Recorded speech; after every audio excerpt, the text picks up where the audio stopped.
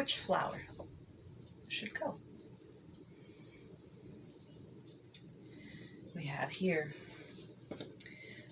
a Mr. Lincoln, Abraham Lincoln red rose. It's a classic red rose and one of the nicest red roses out there. It blooms profusely in season, long stems, and sometimes has a wonderful fragrance. The first blossoms are the size of my hand. It's beautiful. Isn't she beautiful? There are other flowers in the garden. This is a butterfly bush. Oh, these. They smell like heaven. They smell like honey. And every butterfly, hummingbird, bee, and tiny bug knows about these. They don't keep very well in a vase. I'll admit it, but just walking near them, it's like eating honey. What's this? Oh, this little guy. These are Mexican primroses or evening primroses. They smell fabulous. These are actually weeds. They grow up in my front yard every year. I don't seem to be able to get rid of them. Oh, they're so pretty. About Eastertide every year, my front yard is just covered with pink. We rip them up, they come back. Delicate petals, but they're resistant. This is a blossom off of a sage plant. Hummingbirds love this. So do the bees. I mean, we didn't even get this guy planted this weekend. The hummingbirds were already going after it. And of course, sage is a useful herb in many applications. This little guy's a calendula. Planted as a wildflower. People have used calendula in creams and salves for thousands of years. It's a great skin soother. This is a nasturtium flower. Isn't it beautiful? So cheerful. And you plant these as actually an aphid trap plant to keep aphids off of your delicate roses. These are not delicate at all. They just grow and grow and grow. Masses of pretty saucer-shaped, deep green leaves. And all kinds of flowers. Also, edible. Nice spicy taste. So much fun if you're throwing a little tea party. To have a little nasturtium sandwich. They're spicy. They're spicy. Mince that up and put it in some butter for some tea sandwiches. You won't be sorry. The leaves are edible too. Also, they've got even more of a kick. Just so you know. We treat ourselves like there's only one perfect rose. There's only one perfect woman. One perfect person. Well, there's only one perfect person. And he died on a cross for all of us. But short of that, we treat all of us. We treat ourselves like this. This is the only thing we could ever aspire to be. That is a beautiful rose. It's a beautiful, beautiful rose. Do you want me to throw these away?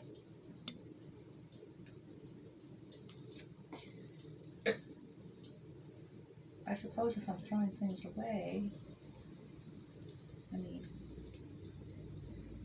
these little flowers, they're not worth anything, right? Oh, these are tea tree flowers. Do you like tea tree oil? I guess I can't throw those away. Rosemary? I mean, you can hardly see the flower. Oh, you like rosemary. It's good on lamb. It is good on lamb. Oh, what about this? This one's even kind of all weird and misshapen and strange. Can you see that? Do you want to get rid of that one? I mean, it's kind of ugly. Oh, I didn't tell you. That's a lemon flower. It smells insane and no flowers, no lemons. Do we want to get rid of this? Wait. This is a weird looking thing. That is a passion flower.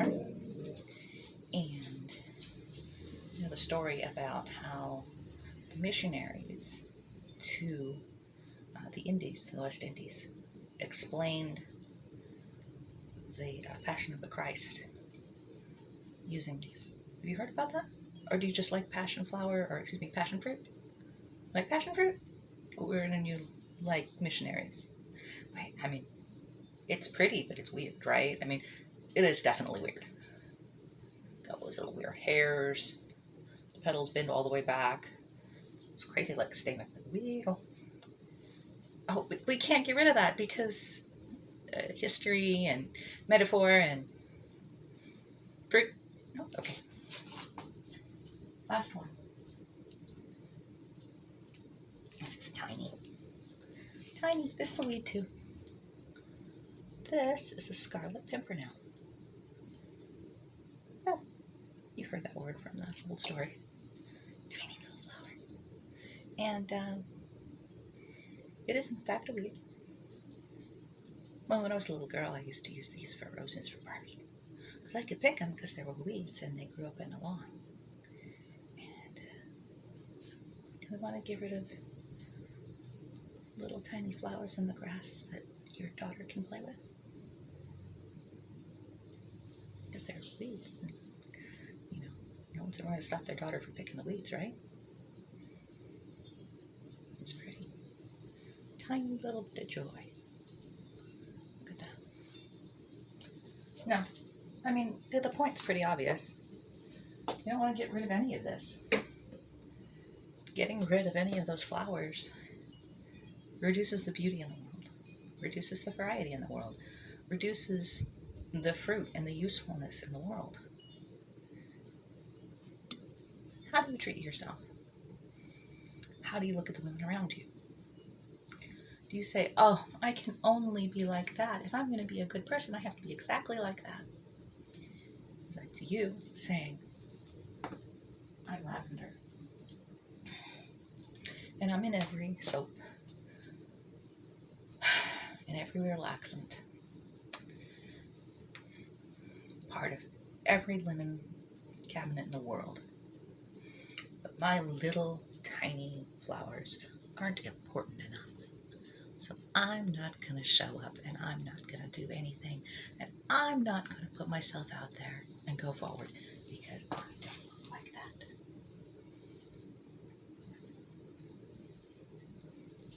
That's what you're doing. So we all do it. We say, oh, so-and-so, she has this gift, and she does this thing, and it's amazing. And if I could only be like her, then I could change the world. Then I could do something. And maybe all of that is true. Except God didn't make you like that. Maybe God gave you the gift of tongues. Maybe God gave you the gift of service. Maybe God gave you the gift of chastity. It's a gift.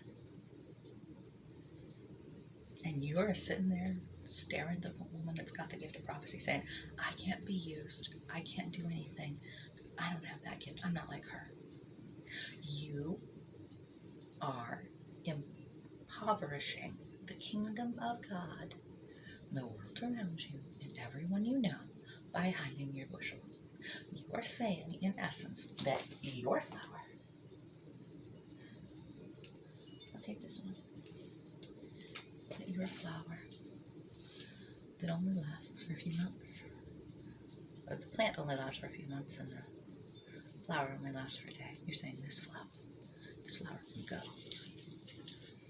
That hurts watching it, doesn't it? I don't want you to say that about yourself anymore. I don't want you to say that about anybody else. You were carefully and wonderfully made. This world was made for a variety of things, a variety of purposes.